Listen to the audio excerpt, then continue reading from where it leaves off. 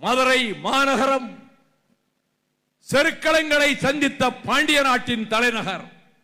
குத்தீட்டிகளின் ஓசை, குதிரைகளின் குளம்படி சத்தம், வேளங்களின் பிளிரல், தேர்ச்சகரங்கள் புரண்டு ஓடுகிற ஒலி, இவற்றை சங்கீத கீதமாக ஆக்கிக் கொண்ட போர்க்களங்களை சந்தித்த பாண்டிய மண்டலத்தின் தலைநகரம். கடல் அலைகளென தாவி வருகிற அரபு நாட்டு குதிரைகளின் குளம்படி சத்தத்தோடு சங்கத்தமிழின் ஓசையும் இணைந்து வந்தது என்ற பெருமையை பெற்ற கூடல் மாநகரம்.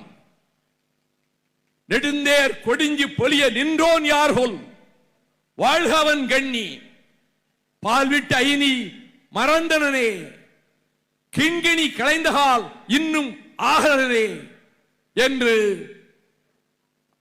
மன்னனை பாடிய இடைக்குன்னூர் கிழார். யார் இவன்? இளைஞனாக இருக்கிறானே, பாலகனை போல தெரிகிறானே, இவன் 7 நாட்டு மன்னர்களை எதிர்த்து தலையாலங்கானம் போர்க்களத்துக்கு செல்லுகின்ற இவன் யார் என்று கேட்டாரே, அந்த தலையாலங்கானத்து செருவென்ற நெடுஞ்செழியன் ஆண்ட பாண்டிய நாட்டின் தலைநகரத்தில். வாயிலோயே வாயிலோயே, யார் கேட்பது? கொலைக்களப்பட்ட கோவலன் மடிந்ததற்கு பின்னால்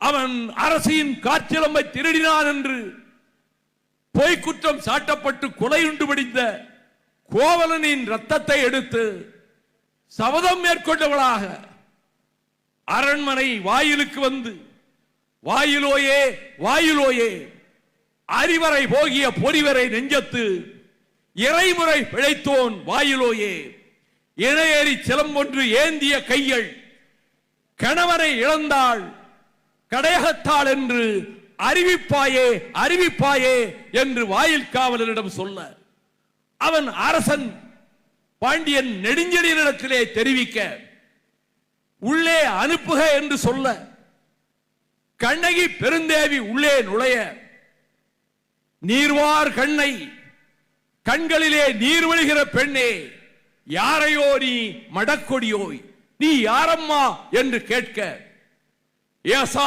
சிறப்பின் இசை விளங்கு பெருங்குடி மாசாத்துவான் மணிகனின் மகனாகி என் காற்சிலம்பு பகர்தல் வேண்டி நின்னகர் புகுந்து உன்னால் கொலையுண்டு வடிந்த கோவலன் பத்தினி கண்ணகி என்பது என் பெயரே என்று உரைத்தாளே.